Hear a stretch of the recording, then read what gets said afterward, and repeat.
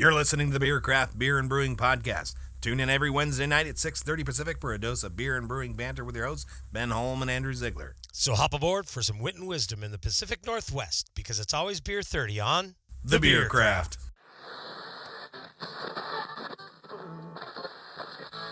Ladies and gentlemen, the year is 1920. The Volstead Act has taken effect, and the sale, manufacture, and transportation of intoxicating liquors is now illegal. But fear not, my fellow beer lovers, for there's a will, there's a still.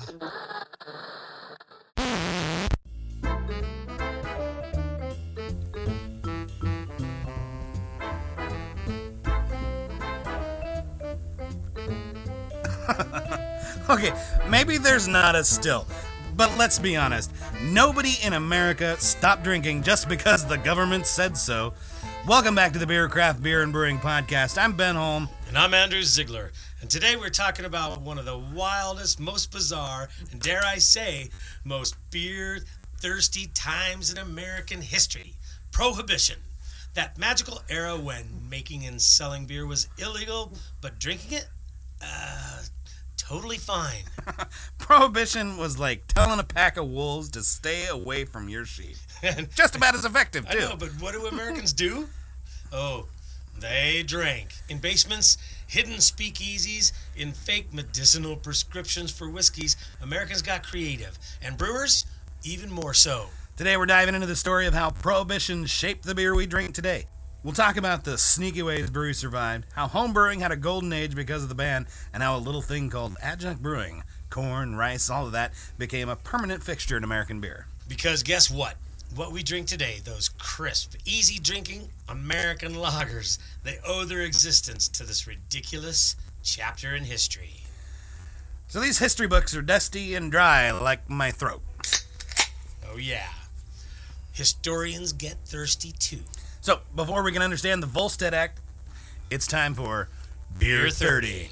Andrew, how the heck are you, my friend? Yeah, Ben, here we are again. Oh, man, it's good to be back. What did we get to drink today? Crisp lager we keep talking about? A little more lager. I went looking. I was trying to find anybody who had a pre-Prohibition lager, but it's been a long time gone since anybody brewed those styles. I wasn't able to find anything, but, I picked up some from our friends at Freem in Hood River, Oregon. Their lager, nice little gold can here. Let's pop the top on this one. Isn't that nice? We're going to pour a frosty beverage here. My favorite time of the week, sit down with a buddy and drink beer. I have got to try more beers in the last 6 months than just about at least the previous 6 months, that's for sure. Oh, exactly. We've had some good times here on the show. I think we're up to good times and good beers. Yeah, we're up to like 1,300 and some odd dumb downloads. Excellent. Yeah, downloads. So thank you guys for that. Thanks for listening. That goes for you out there. Thank you very much. It's your fault. We're still doing this 6 months later. We still want to drink more beer. Shocking. I know.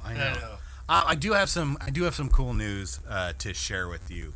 I got an email the other day from Leif Christian Hansted, the CEO of Kvike Yeastery, new yeast lab out in Norway, talking about some new yeast offerings, and I got pretty excited and messaged him back, hey, definitely looking to, check your product out. Yeah. Have you ever done a podcast? Hello. And he said he'd be down, so coming soon, we're going to be doing on April 16th, as we're going to record on April 16th an audio interview with Leif over in Norway. So that's going to be about cool. Going to have to be about 10 a.m. local time, and that'll be 6 p.m. for him in Norway. So we'll be able to cut that into the regular broadcast. I'm pretty excited about it. I got a heap of work to do to get ready for that interview. Figure out how to record the interview over Zoom or Google Meet or one of these dumb things. But that's going to be pretty cool. He's going to bring in a couple of friends of his. One of them is a Kvike historian. Yep. So we're going to talk about the yeast, the history, the heritage, and all the freaking cool beers you can make with it. So you're definitely going to want to hear that one. That's going to be, we're going to record on April 19th, so that's going to be probably early May. 2 weeks later, it'll it'll hit the airwaves. Mid-May. Yeah, it takes us how long to? It takes us 2 weeks to cut these things down after we're done. It's something about drinking on the air and breaking out and that's our schedule. Yeah. Life happens. We have a nice schedule. We got other jobs. I got to drink this beer. Yeah, other jobs. Oh boy, that's doing. It's got a little sulfury kind of sulfur back to it, like so many traditional German lagers. There's a little of that sulfur dioxide. It's very good. I quite enjoy in my beer. Now, do they use adjuncts in here, you think? Use a little flaked rice? It says nope. They don't say anything. They don't. We'll find something out. I've used flake rice before. I love flake rice, it. yeah. I use corn. I use rice. And technically, wheat was an adjunct up until 1520. 1520, right? Right. When they made an exception. For accepted that as a cereal grain. Yeah, we'll talk about that later. We always do. It's kind of a running gag, I think, at this point. How the hell are you, man? It's been a week. It's been a week. I've been here and there in Arizona again for the weekend. Yeah. It was good. It was cool. Got warm. Oh, yeah. Yeah, it's like 80, 90 over there, isn't it? No, not quite. It was in the 70s. Okay. 60s to 70s. My wife was looking at the weather report for Arizona the other day, and it was a cold snap. We were getting jealous is what we were doing. Yeah. It was a cold snap, the whole 60s, 70s. But no, everybody in a parka over there. A little bit of clouds in the sky, but blue sky, still so pleasant. Beautiful. That sounds nothing like so today here much. in the Pacific Northwest. Yeah, I am still cold. The gray Northwest. Yeah, we taught a beer class today. Had 5 new eager brewers. All got a chance to. We all hung out outside and made a batch of beer, and it was fun. Good class. Right on. You had 5. I had 5. It was a full tilt. Cool. Full class. It was a lot of fun, but I am still cold. Yeah. I have not recovered. Well, you probably wear some leather boots. No, I wore these tennis shoes. I did not bring a coat today, rather foolishly, I might add. Yep. Yeah, I'm still cold. You need a layer. Yeah. And I could have put on an extra sweatshirt or something, but I didn't. Well, do you got a hoodie? You got another hoodie? I do. I just didn't put it on, and I should have. Like, I was about to, and then a couple of the people in the class showed up, and so I had to entertain and get them all settled. Pretty soon you forget about yourself. Yeah, pretty much. Yeah. Oh, then I have a beer, and then I really forget. Yeah. We had some tasty beers. Brought out a dark lager Josh had made. Nice. And you always got to drink beer when you're making beer. It's rule number 1, isn't it? Like, you can't make homebrew without drinking homebrew unless it's your first batch. And, you get a slide on that one, but you can't break it the second time. Don't tap the microphone. It was a fantastic class. Everybody had a good time. They're already talking about their next beers, so that's always awesome. First beer is cool, but the second beer is better. Right. So if you are interested... And 5 more beer makers. Yeah, and so if you're out there listening and you're interested in getting started in this hobby, check out nwbrewers.com. There's a link for classes. I post a new schedule every quarter, so you can get in on that action. It's a hands-on brewing class. I'll turn you into a brewer right in front of your face. And yes, you will. It's great. I had a lot of fun. Oh man, I got to drink some more of this beer before we start talking about the Volstead Act. Quick, before they make it illegal. Tasty beer. Thank you, everybody at Freem. They didn't buy the beer for us this time, but we'll let you if you're listening and you want to. We'll let you. We seem to lean Freem. Freem is one of them. They're a favorite of mine. Yeah. Their other one, the Pilsner in the white can. Oh yeah. I know we've had that on there. Yeah. It's a tasty beer. Yep. I haven't had this lager. Haven't had this lager. I am enjoying it, and you should too. You can get it at Hagen. That's where I got it. They've got a little selection going on there. Nice. They have a nice selection at Hagen. I am always impressed with the offering. Hagen does have some good beers. Yeah, and different from the other grocery stores around. Now I need to get over to Safeway and see what they have there. Yeah, I don't get to Mount Vernon enough. Yeah, because I'm getting, I get the Deschutes variety packs, Elysian variety pack. I'll get the Space Juice and the couple others. Whatever version of Space something they're on. They're paying the bills with that beer. Yep. I tried to buy a mango cart the other day. I was having tacos, and they had it, and I was like, give me that one. And oh, I'm sorry, it's expired, and that really sucks. It's expired? Yeah, it was. Its born on dating had elapsed, sadly. So they couldn't sell it to you? They wouldn't sell it to me, and sometimes old beers and... I know, but we just had drank. I know, it's so good. I just drank 2 weeks ago. It didn't go bad in 2 weeks. I bought another case, another six-pack of it myself not too long ago. They wanted it for themselves. We'll definitely be doing it again. Summer's coming. That was in the Hawaiian inspired beer episode. If you didn't get a chance to check that out, you should do so. Yes. I think it was like episode 17, 18, somewhere in there. This is episode 22. Episode 22. We're doing the 6 months, 22 episodes of beer goodness right down your throat hole. I think that's every week. That's going to be a wrap for Beer 30. We've got plenty in store for all of you, so stick around because we're going to take a look at another page in the history books right here on the Beer Craft.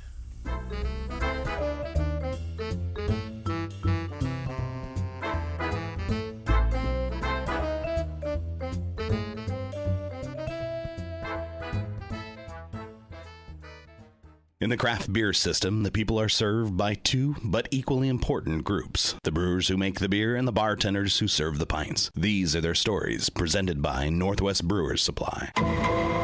You're handed a dusty bottle by a brewer with a tale as unique as the brew it holds. You never knew the challenges one man could face packaging his creation on a tailgate of a well-used Mazda pickup. Then you realize what awaits you at the bottom of the bottle is the essence of a man's journey. All started at Northwest Brewers Supply.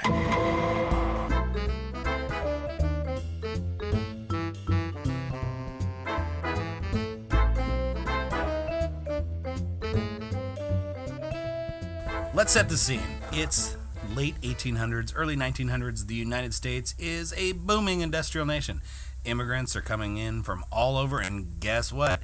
They're bringing the beer traditions with them. Especially those Germans. These folks came over in waves, bringing lager brewing with them. Those crisp, refreshing beers we've been talking about a couple weeks ago on episode 18. I remember this. Oh, yeah. It's hard to forget. America wasn't just drinking dark ales and English-style porters. Nope. We were falling in love with lager. And by the early 1900s, the beer scene here was thriving. Yeah, there were over 1,300 breweries in the U.S. by 1910. Beer wasn't just a drink. It was part of everyday life. There were beer gardens, breweries sponsoring baseball teams. The entire community is built around the local beer culture. But as you might have guessed, not everyone was on board. Cue the ominous music. Enter the temperance movement. A bunch of folks, many of them backed by religious groups, the Women's Christian Temperance Union, and weirdly industrialists like Henry Ford. They thought alcohol was the root of all evil and blamed it for crime, poverty, and honestly for men spending all their money at the bars. Yeah, which, to be fair, might not have been totally wrong. Could happen. Could happen. But instead of, I know, supporting responsible drinking, they decided, hey, let's ban alcohol entirely. Yeah, because that always works, right? And so, in 1920, the U.S. government put the kibosh on alcohol. Prohibition went into effect, and breweries, these historic, hardworking businesses, were suddenly illegal. What do you do when your entire industry gets shut down overnight? Well, you pivot. You get creative. Some brewers started making ice cream. I mean, no joke. Yuengling and Anheuser-Busch both opened ice cream divisions. Others made near beer, low alcoholic, illegal version of that. Beer tasted what? Well, let's just say people drank it, and nobody really liked it. Shocking, I know. Yeah. My personal favorite, some breweries started selling malt extract, which was technically just a baking ingredient. You can find it in grocery stores. But homebrewers, they knew what to do with it. And this is where homebrewing really started to shine. Because while the government couldn't keep people from drinking, they also couldn't keep them from making their own beer at home. And suddenly, everyone's great-grandpa was a bootlegger with a stock pot in his basement. Homebrewing was huge during Prohibition. People were figuring out ways to make beer with whatever ingredients they could find. And that's where we start to see corn and rice get used increasingly because, let's face it, importing fancy German malt wasn't exactly an option. Oh, yep. And that little tweak, using American-grown corn and rice, stuck around. Even after Prohibition ended in 1933, big breweries kept using adjuncts because, hey, people were used to it, it was cheap, and it made the beer lighter and easier to drink. And that's sort of why American Pilsners today are made with corn and rice. It wasn't just a cost-cutting trick. It was something that became part of the American beer identity. We'll get into that a little bit more. Yeah, so today we're talking about the real impact of Prohibition, how it crushed craft beer, how it made home brewers and the unsung heroes of the era, and how adjunct brewing, a necessity back then, became the staple of the beer we drink today. Oh, and we've got a killer pre-Prohibition lager recipe at the end of the show for you. So if you want to brew something as close as possible to what your great-great-granddad might have had in his totally not illegal speakeasy, stick around. All right, so grab a beer, legally of course, and let's dive into brewing under the ban.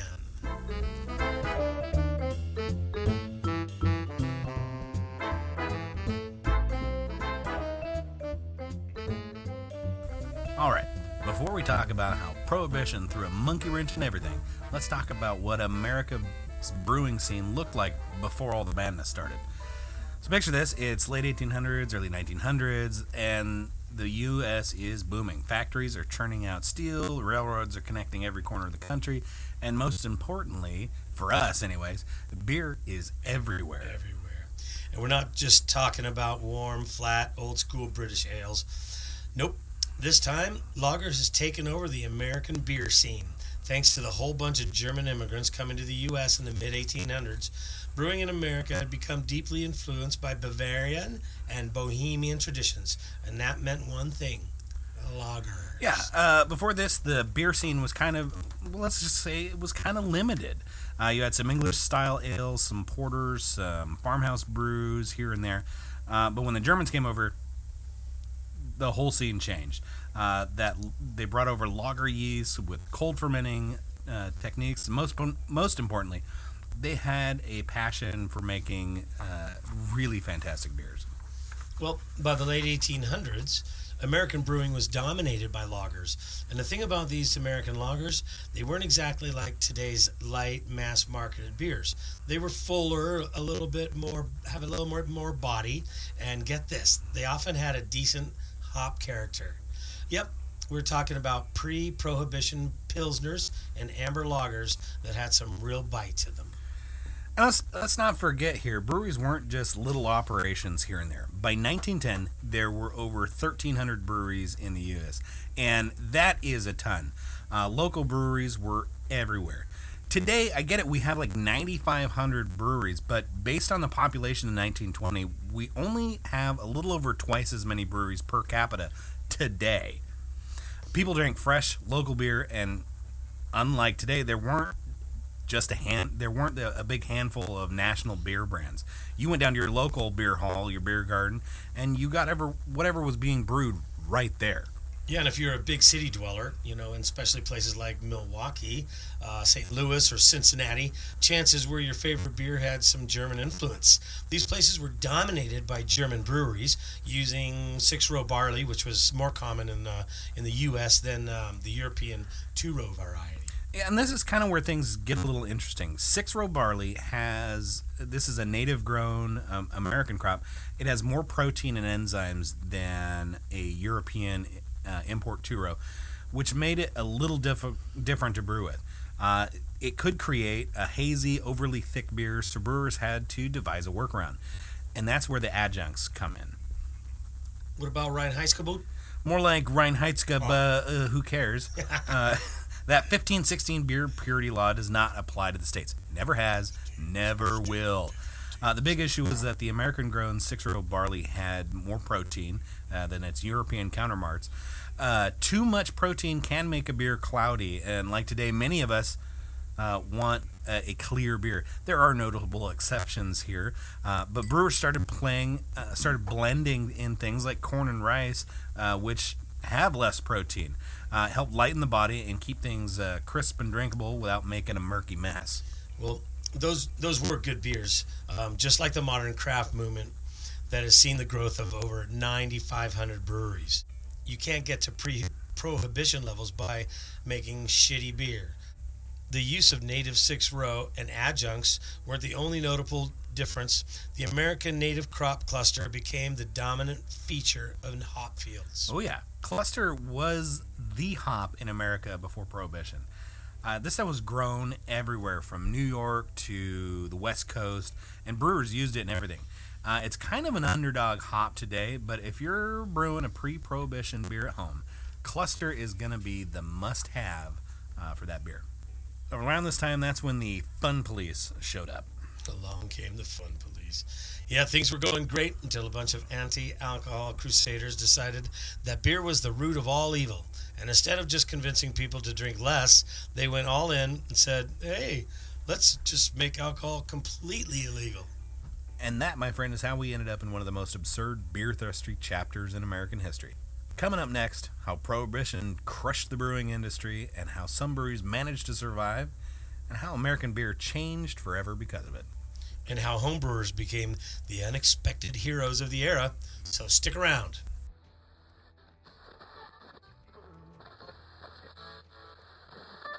Ladies and gentlemen, the year is 1920.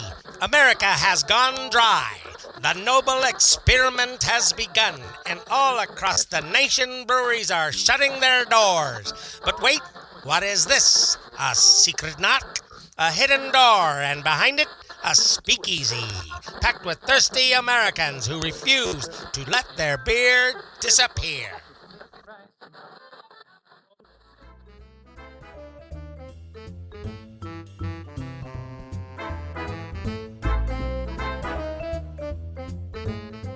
Alright, so we just talked about how great things were for American beer before Prohibition. Tons of breweries, incredible lager innovation, and a thriving beer culture. But then, 1920, boom, Prohibition hits, and just like that, beer is gone.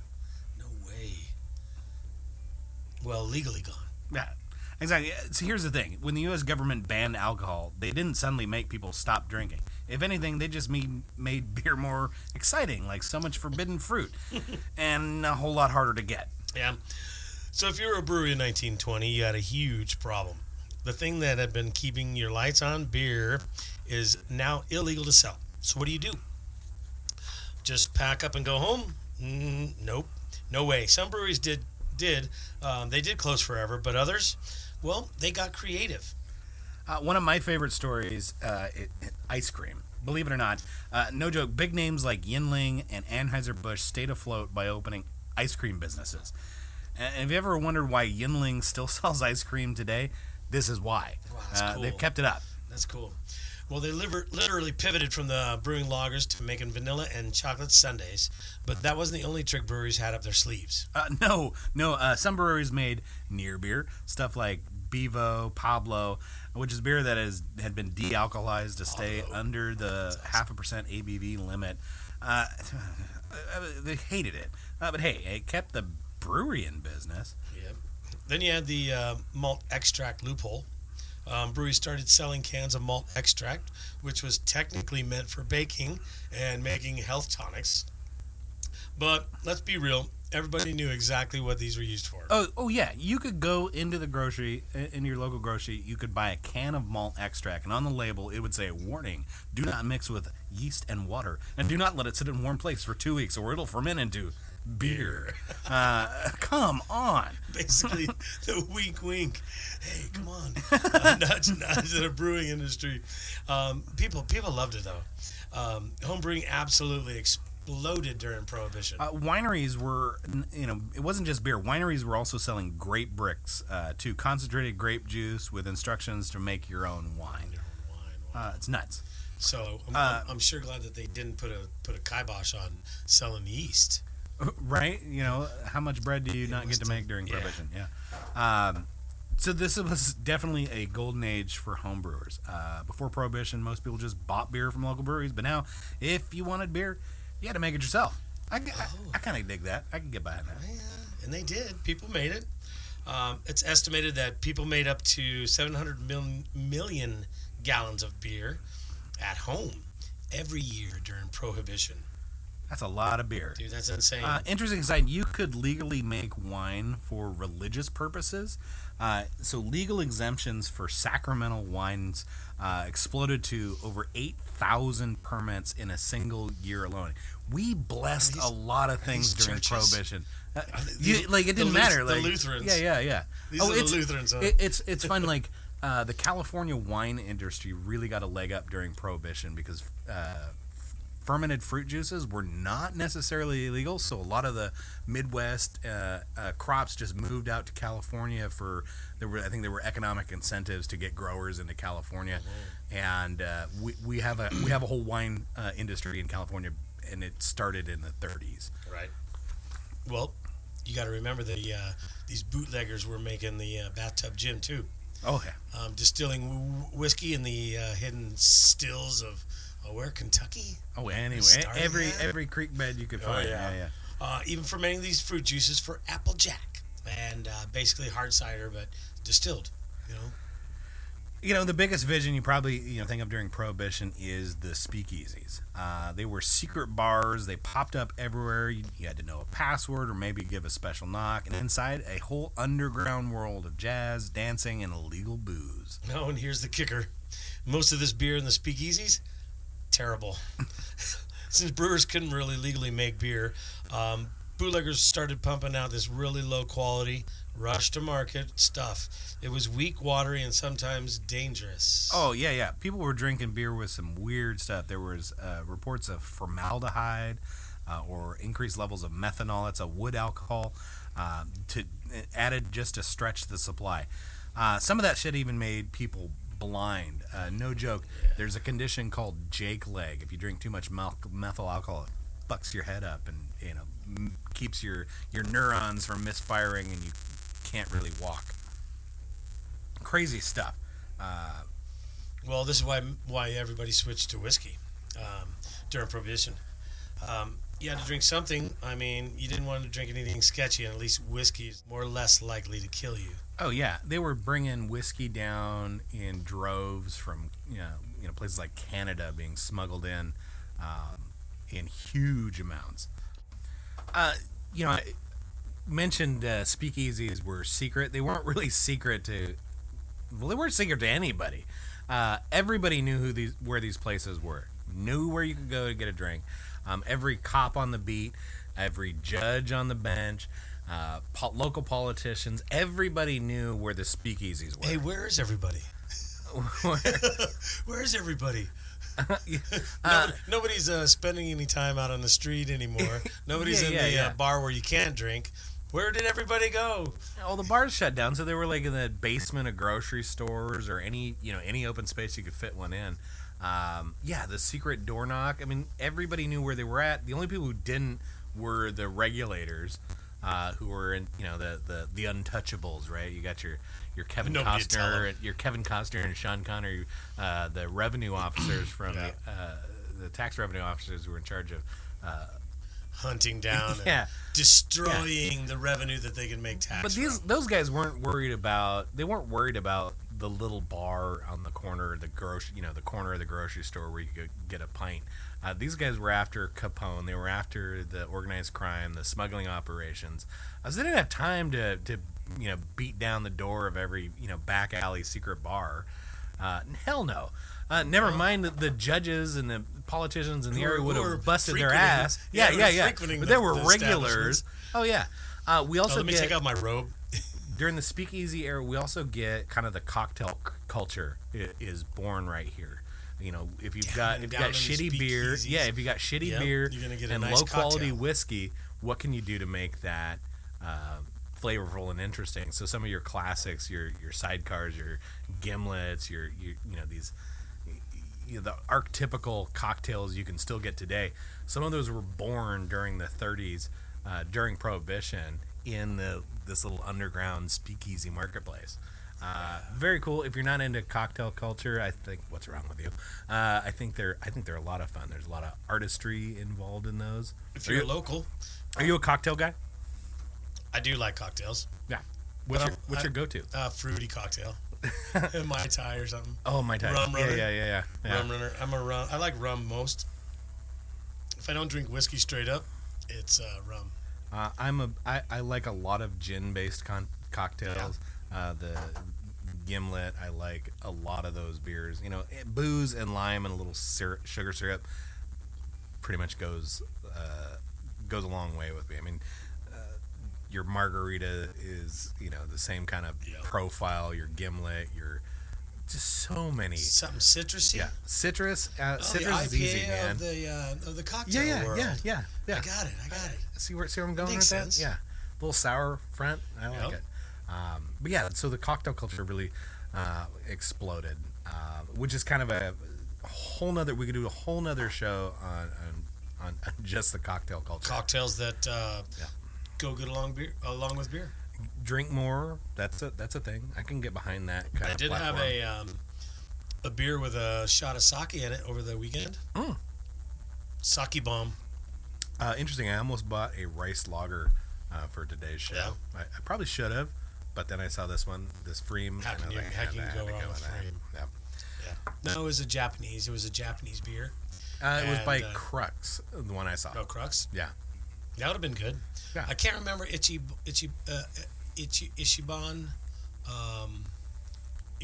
Ikirin. Ikiban. Yeah, or Something like that. Kirin, maybe. One of them. Yep. And then the sake was really good. Yeah. Yeah, it had like a bit of a bitter taste. So you dump it in that beer.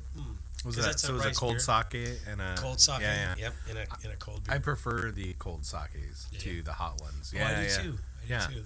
My wife likes a lot of the unfiltered ones. They're kind of milky and smooth. Yeah. I like those ones too. Those are cool. They're pretty tasty. And those are usually colder, right? The milkier ones. Yeah, a lot of I can't. Man, I'm gonna butcher all those names, but fun little sakes. We were in San Francisco, ordered a sake with a sushi that we're eating, and man, I thought that thing was cool. She served the sake in a glass decanter that had a hole in the center that would hold ice. It was a little cup down there, and they put the ice down in there. It would chill the sake without diluting the sake, which I was like, that was cool. But that thing never got empty. She just kept refilling it. Turns out she mistakenly put two 750 ml bottles on her tab. It was a $200 bottle of sake that we bought two of. Wow. So, went on vacation. Probably the most expensive meal I've ever eaten. Excuse me. I gave you two of those very expensive bottles. I do not know what happened, and you drank it. So, really good sake, hands down, probably the top 20 sakes on the planet. It was really good. Wow. Really good. But we're getting off track. Oh, yeah. A little bit. I don't know. Maybe it's because we're drinking. Right, back to consequences, I guess. So there were unintended consequences for Prohibition. So here's the wild part. Prohibition was supposed to reduce crime and make America a better place, right?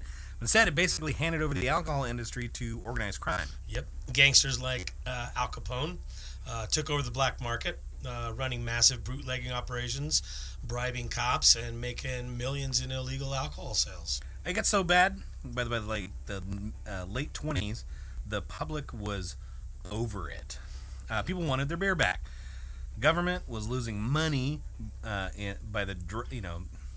truckloads of money, missing out on alcohol taxes. Crime was out of control. And let's be real, America just really missed their beer.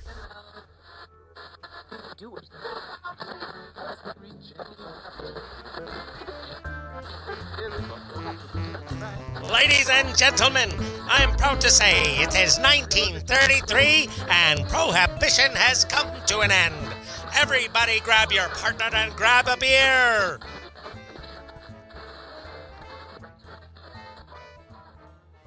So in 1933, after 13 long years of people sneaking drinks in basements and making their own homebrew, Prohibition was finally repealed, and just like that, beer was legal again. Here's the thing, though. It didn't just come back to the way it was before.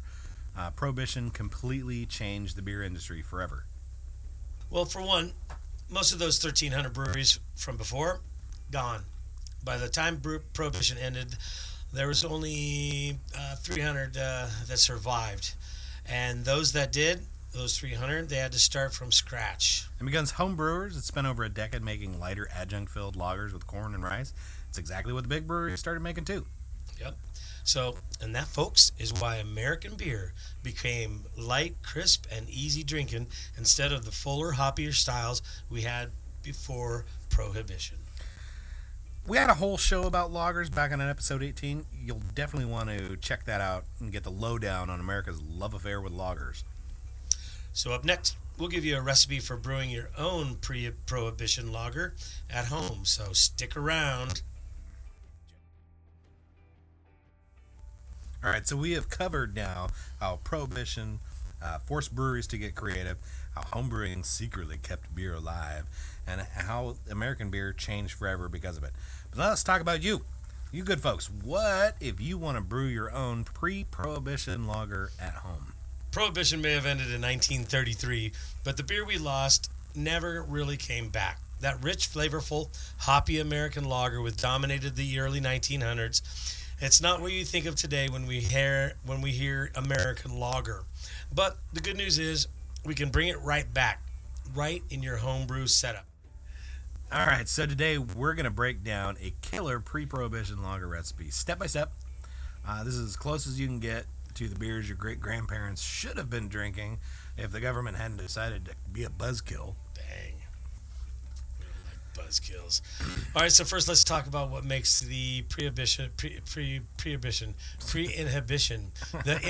lager, the pre-Prohibition lager, different from what we think of the classic lager is today. So first big thing, 6-row barley. Back then, American brewers weren't just using fancy imported 2-row malts. They were using the Native American 6-row varietal, which has more protein and enzymes, making it a bit more work to brew with, but giving the beer a distinct grainy background. Second were the adjuncts, but not just as fillers. These brewers used corn not to cheapen the beer, but to balance the heavier, protein-rich 6-row malt.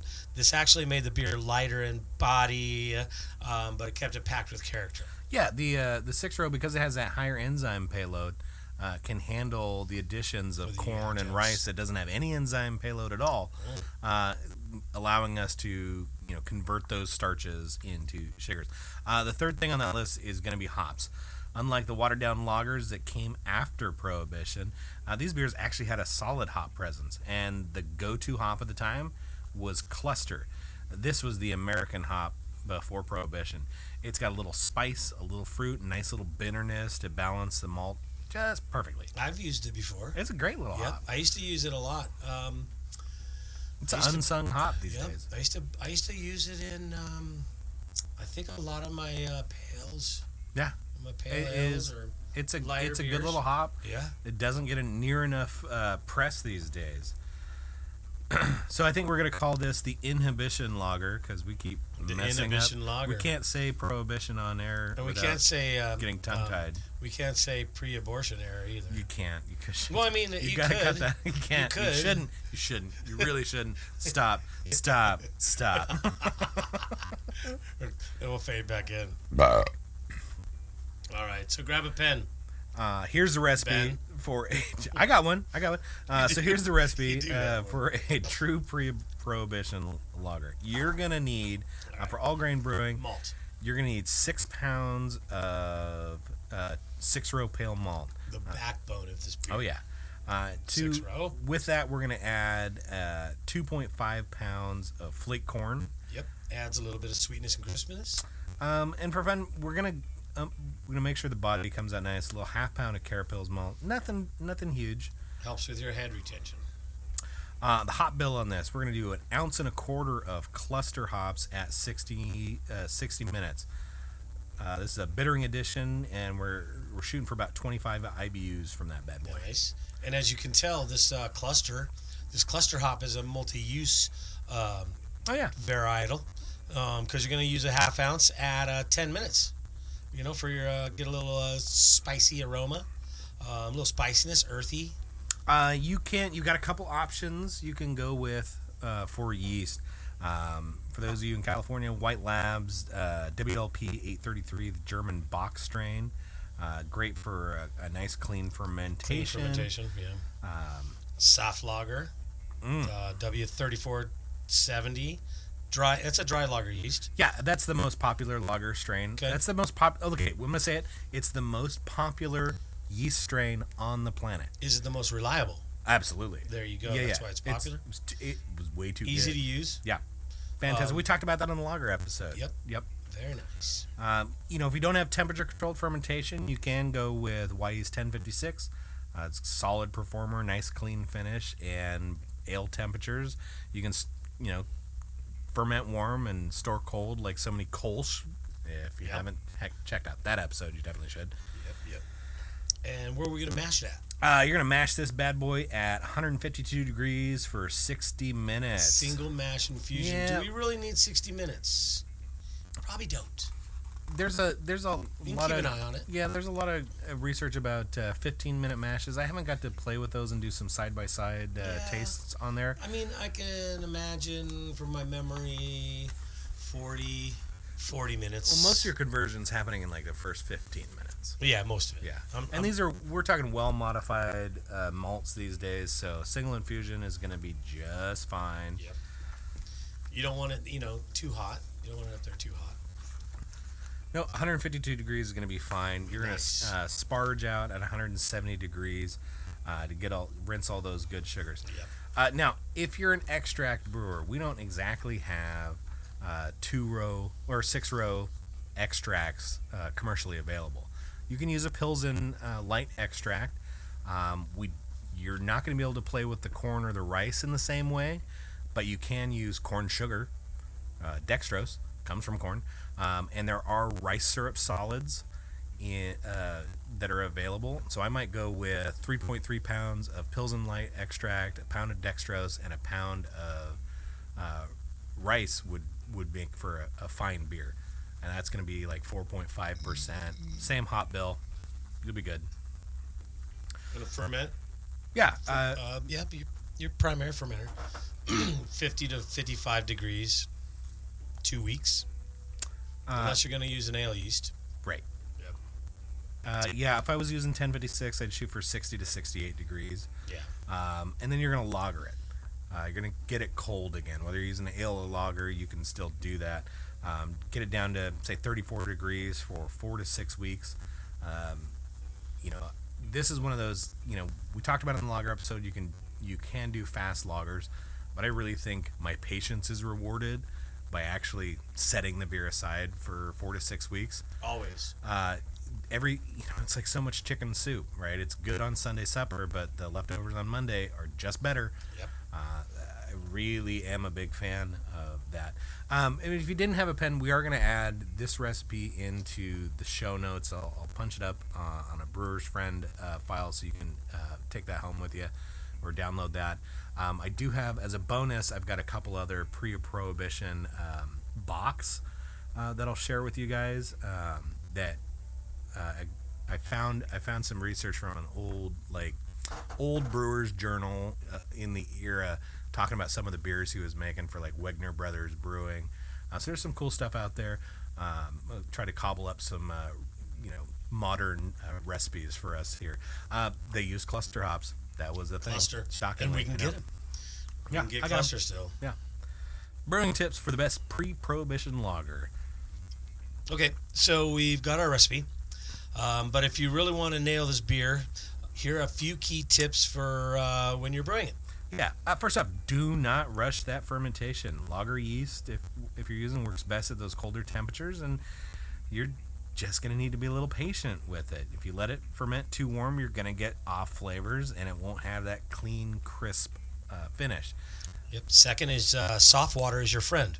A lot of pre-Prohibition breweries were using water that was naturally softer than normal modern brewing water. So if you've got some really hard water, you might want to cut it down to some distilled water or get it closer to that softer profile. Yeah, if you're up here in Skagit Valley with us, you've got really soft water in most of your water supplies. Even even Mount Vernon and Anacortes coming out of the Skagit River has a low calcium component to it. So squeaky soft, great for lagers. Yum. Third, give it time. We talked about it. We're going to do it again because it's that important. Give it time to lager. Give it that cold conditioning phase. It's going to smooth out the flavors, develop its full character. 4 to 6 weeks, as cold as you can get it, near freezing, is going to be the best. It's going to be ideal. So what are we going to expect when we drink it? When we finally get to crack open a bottle of this beer, what should you expect? You're going to get a light gold color, slightly grainy aromas, a little malt backbone, and a hint of sweetness. The corn kind of has this little corny edge to it. Distinct kind of flavor also, You'll find it in like cream ales and stuff. There's that's really nice. Mexican lagers. Yeah, you're going to love it. The hops are going to get a little of that spicy herbal notes, but nothing overpowering, nothing earth shattering. Expect a crisp, clean, refreshing mouthfeel, but with way more character than modern macro lagers. Oh, and that's the beauty of it. And still easy drinking, but it's got a lot of that flavor. It's what American lagers were supposed to be before Prohibition wrecked everything. All right. There you have it. True pre-Prohibition lager you can brew at home.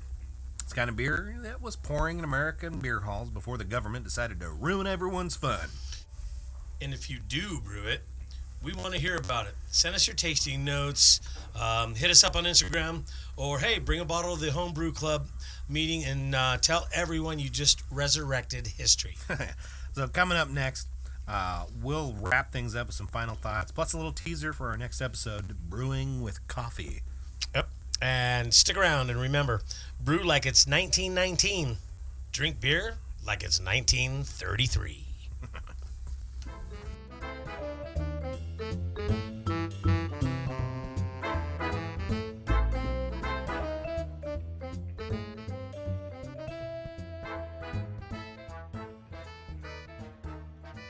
In the craft beer system, the people are served by two equally important groups: the brewers who make the beer and the bartenders who serve the pints.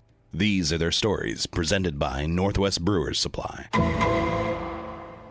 Mazda Man's beer ran out by the end of the big game. Mazda Man knows the best way to run out of beer is by drinking it. He also knows the best way to avoid such a scenario is by shopping at Northwest Brewers Supply today.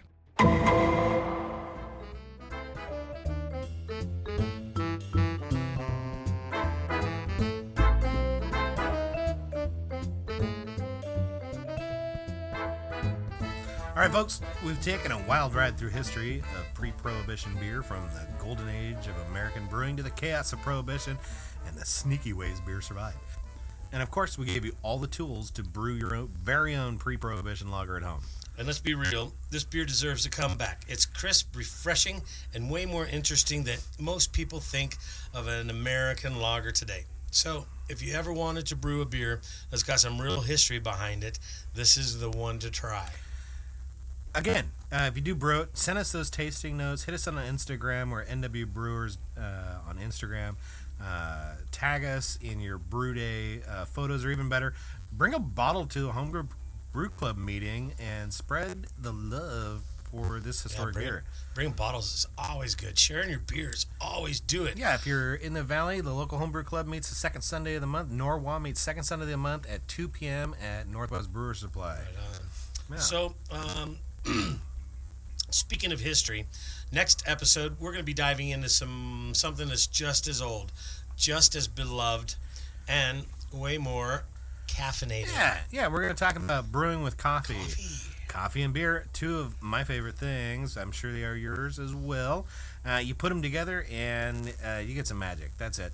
We're going to break down the best ways to add coffee to your homebrew, talk about the styles that really benefit with a coffee kick, and explore how caffeine affects beer. Spoiler alert, it's probably not what you think. It's not. I've got a couple good coffee beer stories. One with a really good turnout from a homebrew club. Hell yeah. So yeah. grab that. Going that one. Yeah. So grab a pint, maybe a cup of coffee on the side, and join us for the next episode of the Craft Beer and Brewing Podcast. Until then, remember, just because they banned it doesn't mean we can't can it. Make your next batch of beer your best beer. Cheers, everybody. Thank you for joining us on The Beer Craft.